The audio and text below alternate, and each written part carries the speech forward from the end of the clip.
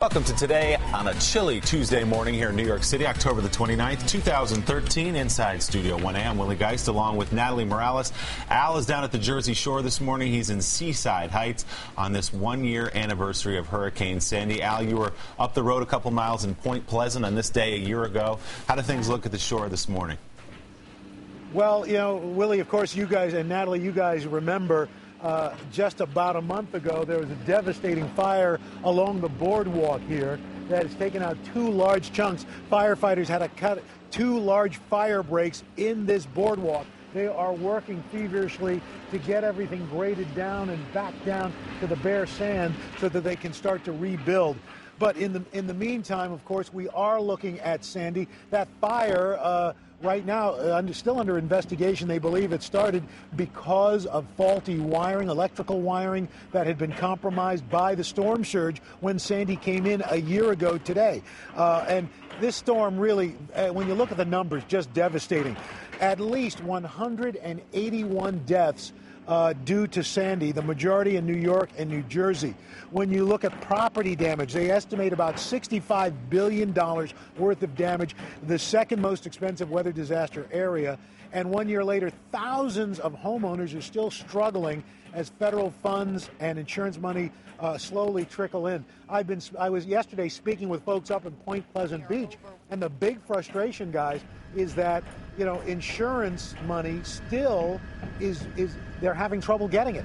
Their insurance folks dealing with their insurance companies. Insurance company says, well, wait, it's not hurricane damage, it's flood damage. The flood insurance said, oh, no, wait, it's not flood damage, it's hurricane damage or wind damage. So, you know, a lot of frustration a year later, and you come down, and it's just like this in Breezy Point, New York, where you'll see some images that show that there's been major progress made, other areas where it looks like nothing has happened a year later. We're here on the second floor deck of the Beachcomber Sea Bar and Grill, where we were just 5 months ago here to cut the ribbon for the opening of the boardwalk, and they've had fire damage on their second and third floor. The bar is open, but you know, they're still struggling. Just on one tragedy heaped on top of another there when you put the fire together. Exactly. And as Al touched on, there is money out there. Insurance companies are playing games with a lot of families who now it's been a year living with family or living in temporary housing. And there's federal and state money that's been allocated that just hasn't been distributed to people who need it yet a year later. And a lot of people still fighting with their insurance companies. You know, if they didn't have flood insurance or if they didn't have the proper coverage, a lot of people saying, you know, towns are dealing with that as well. Go ahead, Al. And guys, there's also questions about regulations. Some areas say the state government saying you've got to build to a certain level, elevate your home. Local communities say no, it's this, and so folks are really caught in between. It's really difficult. All right, Al, thanks. In Seaside Heights, New Jersey, we'll check in with you for the weather in just a moment. You had some of the most incredible first pictures of the storm from a helicopter. Yeah, I was in the chopper. I guess it was, you know, the day, really the day after as the sun storm. came What up. I'm seeing now, and you've been talking about the fire. You know, it was just so striking. Obviously, when you see the damage at that point, that seemed like that was devastating. But as soon as the sun came up, that was just a fire in one part there, further south than where Al is. But when you saw the landscapes completely change, this was my town, Hoboken, which was completely flooded. And, you know, I still have a lot of neighbors that are still fighting with their insurance companies, trying to get them to pay for the damage that was done there. You know, although we have recovered compared to parts of, you know, New Jersey and even here in New York, Rockaways and areas that were completely devastated. I mean, I feel like Hoboken, we got off easy compared to the rest. But, it reminded your helicopter pictures reminded me a little bit of the morning after Katrina, where we saw the reports the night before and we said, wow, this is like, bad. Well, we dodged a bullet in some ways. Well, we knew it was bad, but yeah. until you saw it in the sunlight, you said, my God, Exactly. this is so much worse than we even thought. It's incredible. It is. I was Amazing. over in the days after in Staten Island, New Dorp Beach. And it was, like you saw, boats in the street and mattresses and trees, and it was just things you couldn't imagine. I think this is New Dorp Beach right here. But the thing I remember most is scenes like this one. This is a day after you had this community that was tight-knit already, just sucked together, and guys were driving through the streets in pickup trucks handing out sandwiches to people working. If you got off a bus in Staten Island, they'd hand you a rake or a broom, and you'd just walk into somebody's house and help out. It was so amazing. Neighbor helping neighbor, We're talking pitching in. 48 hours stars after the worst moments of their lives, all helping each other get through it, and they're still doing it a year later. Sadly, so many people, I remember from your reporting then, a lot of them had experienced 9/11, the worst of 9/11. They were firefighters, first responders, policemen. These are the communities most affected.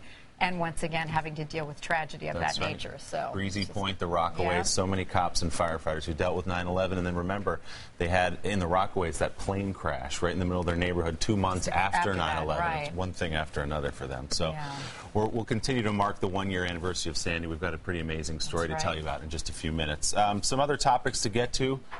Did you see this Nicole Kidman interview? It's an interesting interview that she did in the Vanity Fair, which comes out in December. She describes her previous marriage to Tom Cruise as sort of a 90s version of Brangelina, Brad and Angie, of course. She says, quote, "There's something about that sort of existence that if you're really focused on each other and you're in that bubble, it's very intoxicating because it's just the two of you and there's only that one other person that really understands going through it. So it brings you very close," and says it's deeply romantic. So it's something none of us probably will ever understand.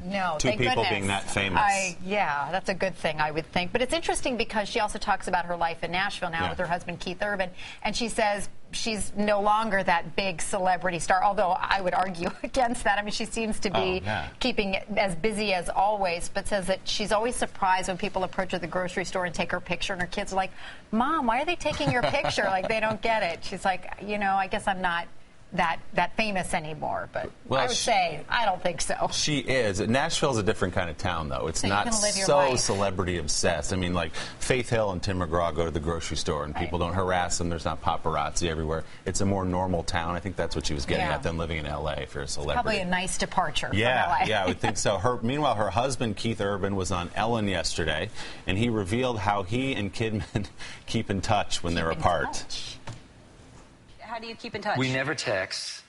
We never email.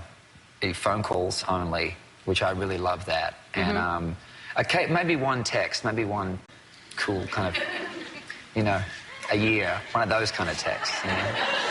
Yes, one of those ones with the accompanying photo that I just saw behind me. That one, Well, what kind of text? What do you? Nice sex texting. Nice sex texting. Yeah, sex texting. I think he blushed. He did, and Ellen just plays dumb to draw out the joke. I don't know what you're talking about exactly. What do you mean by that? No, what are we doing with the vials I'm holding on to here? these vials for this is I love this idea. Okay, we're not exactly germaphobes around here. Okay, some of us are. I'm good. Matt and Al, namely. I love a germ. Yes, you love a germ. But this morning we are getting ready to go to space. At least a little part of today's show is going to space. All right, so we're going to swab for microbes, some bacteria, viruses that potentially exist here in studio. So should we get started? Yeah. And then we're going to send these up. You tell them what we're going to do. We're going to send it to UC Davis University, and then we're going to they send it to the International Space Station. NASA wants to look at the effects of microgravity on different bacteria, viruses. I'm going to swab the next camera, the prompter. UC Davis is going to get back to us after they bounce it up to the space station and tell us just how dirty. All right, you're going to get busy here, you're going to talk. Come on, let's go. Okay. All right, I'm going to come over to Al's weather wall because we know how he likes to touch the wall here. It's probably very dirty and gross. You know what we really have to do, Natalie? This M&M jar. Oh, yeah. Right? Yeah. Because how often do you hear the candy jars are the worst place when it comes to germs, So many paws right? in this over the last couple of weeks. All right. All right. Okay. Off to the space station. Off to the space station. Here we go.